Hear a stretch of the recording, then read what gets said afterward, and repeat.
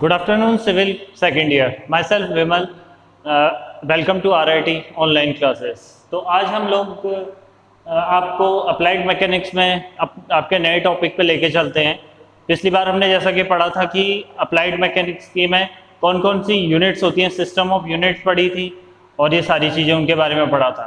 तो आज हम उसी से आगे को चलते हैं और देखते हैं कि SI यूनिट जो होती हैं उनकी उसकी बेस यूनिट क्या होती है।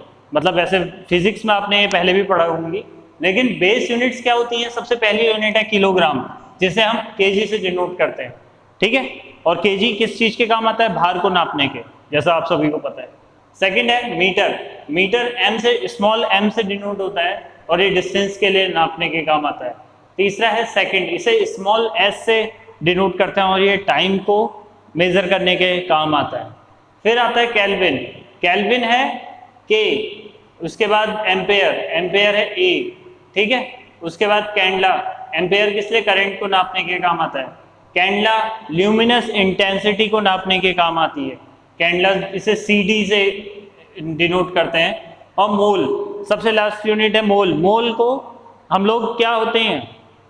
अमाउंट ऑफ सब्सटेंस, कोई भी एक अमाउंट किसी भी सब्सटेंस का, उसे नापने के लिए क्या यूनिट हमें चाहिए? मोल, ठीक है। तो अब ये हो गई बेस यूनिट। ये सारी जो है ये बेस यूनिट है।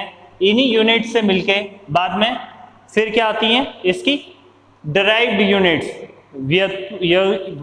व्युत्पन्न जो इकाइयाँ होती हैं वो ये हैं। SI की डिराइव्ड यूनिट्स ये हैं। सबसे पहले है न्यूटन। न्यूटन किस लिए काम आता है?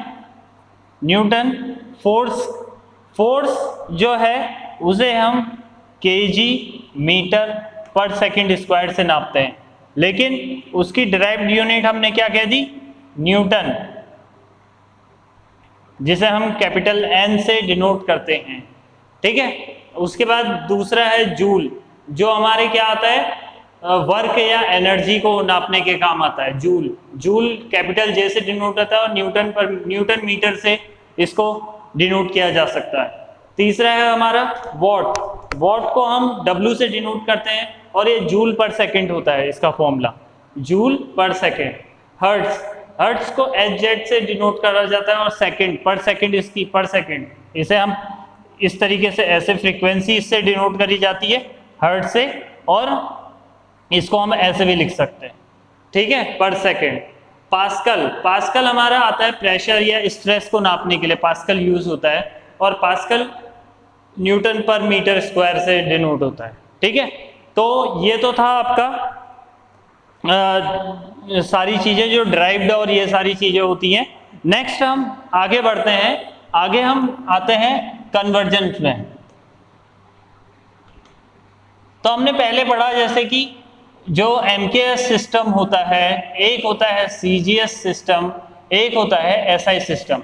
बेसिकली हम इन तीनों चीज़ों के बारे में पढ़ते हैं। तो सबसे पहले MKS सिस्टम है।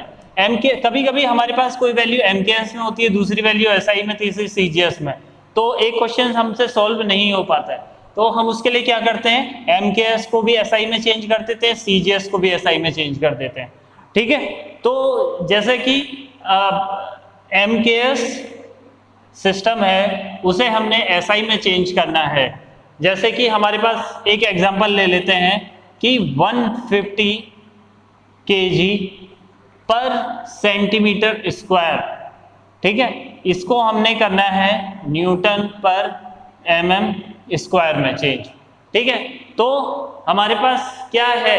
सबसे पहले तो MKS को SI में हमने चेंज करने के लिए क्या करना है कि जो हमारी MKS सिस्टम में हमारी जो वैल्यू होती है वो kg, ठीक है, kg में होगी, ठीक है। और SI सिस्टम में हमारी जो हमारी इक्वेशन है वो न्यूटन में होगी, क्योंकि SI यूनिट क्या है? न्यूटन है, ठीक है। और 1 kg में कितने होते हैं?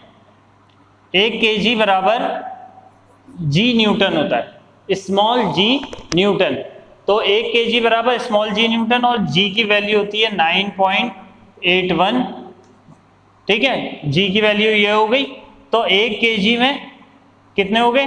9.81 न्यूटन, तो यहाँ से हमारे पास एक इक्वेशन आ गई कि 1 kg बराबर 9.81 न्यूटन। तो अब हमें 1 kg में अगर इतने हैं तो 150 kg पर सेंटीमीटर स्क्वायर में कितने होंगे?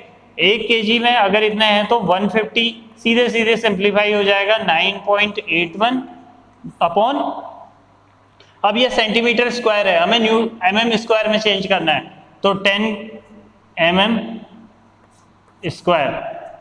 तो अब जो हमारे पास आएगी वैल्यू 14.715 न्यूटन पर mm स्क्वायर। तो न्यूटन पर mm स्क्वायर में आ गई। इसे हमने और थोड़ा सिंप्लीफाई करना है तो उसको हम क्या कर देंगे, 15 न्यूटन पर mm स्क्वायर। तो इस तरीके से ये क्वेश्चन सॉल्व हो जाएगा। और भी बेसिकली सारी की सारी कन्वर्जन्स इसी तरीके से करे जाएंगे। और तो कन्वर्जन्स का सारे इसके बाद के एग्जांपल्स आप लोग घर पे ट्राई करेंगे और इनकी सारी सब चीज़ों की डेफिनेशंस लिखेंगे। ठीक है, थैंक यू क्लास।